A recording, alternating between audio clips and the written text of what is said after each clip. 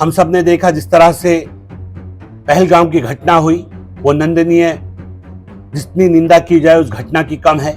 जिन बुजदिलों ने हमारे घर में घुसकर हमारी बहनों के सुहाग उजाड़े, हमारे बच्चों के सर से माँ बाप का साया खत्म किया, ऐसे लोगों को वो जिंदगी में नापाक हरकत ना कर सके और जहां से वो संचालित होते हैं, ऐसे पाकिस्तान को सबक सिखाया जाए। उसके लिए देश के यशस्वी प्रधानमंत्री ने अपनी सेना को निर्देश दिया है कि तमाम ऐसे टेररिस्ट कैंप, टेररिस्ट ट्रूप्स को नस्तो नाबूद कर दिया जाए।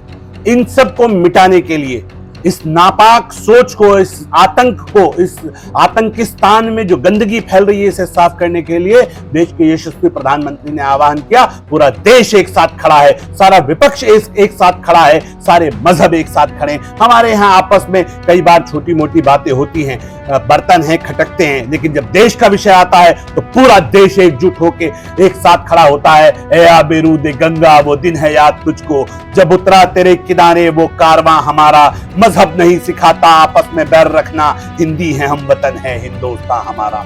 यूनान, मिस्र, रोमो सब मिट गए जहां से, अब तक मगर है बाकी नामो निशा हमारा। कुछ बात है कि हस्ती मिटती नहीं हमारी, सदियों रहा है दुश्मन दौरे जमा हमारा। कुछ बात तो है इस वतन की मिट्टी में, कुछ बात अलग तो है इस वतन की मिट्टी में कि हम आपस में कितने भी इख्तलाफ हमारे हो, कितने भी विरोध हो, लेकिन जब देश की बात आती है तो भारत एक साथ एकजुट होते हुए नजर आता है। और उसी के क्रम में तमाम हिंदू, मुस्लिम, सिख, ईसाई सब एक साथ नजर आ रहे हैं। मस्जिदों में दुआएं हो रही हैं, देश की सेना की हिफाजत के लिए दुआएं हो रही हैं, सरहद की हिफाजत करने वाले सैनिक परिवारों के लिए दुआएं हो रही हैं कि देश सलामत रहना चाहिए और पाकिस्तान को जो जवाब देना चाहिए वो जवाब मिले।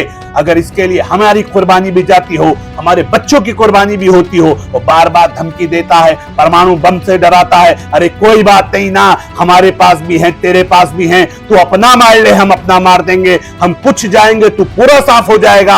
हमारे बच्चे शहीद हो जाएंगे, हम शहादत देने के लिए तैयार, हम हर कुर्बानी देने के लिए तैयार, लेकिन इस नासूर को अब पनपने नहीं देंगे, इस नासूर को खत्म करेंगे हमेशा के लिए। हमारे बच्चे, आने वाले बच्चों का भविष्य सुरक्षित रह सके, भारत सुरक्षित रह सके, इसके लिए कोई भी कीमत देने के लिए अब हर भारतीय तैयार है, चाहे वो किसी भी मजहब का हो। मैं बधाई देता हूं तमाम मुस्लिम धर्मगुरुओं को भी, सिख धर्मगुरुओं को भी, हिंदू धर्मगुरुओं को भी, जैन धर्मगुरुओं को भी। सब लोग एक साथ एकजुट होकर अब एक सुर में कह रहे हैं, भारत माता की जय, हिंदुस्तान जिंदाबाद। मुझे उम्मीद है कि पाकिस्तान जैसी नापाक सोच को हम बहुत जल्द जड़ से खत्म कर देंगे। ना ये रहेगा बांस, ना बजेगी बांसुरी।